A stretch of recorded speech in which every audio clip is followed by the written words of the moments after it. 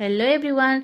दशमी पूजा जेहेतु थिला सेथिबाई आमर एमिति किछि प्रिपरेशन आरंभ हो जाइथिला। खाली चित्ता पका दायित्वटा मोर थिला किंतु पूजा झजा सब आम सान बोंकर थिला। सान बो एठी देखंतु केते सुंदर भाबरे सब भोग को प्रस्तुत कर देथिले आ पूजा मध्ये आरंभ कर देथिले। आ एठी भोग देखंतु बाढी देउछंती।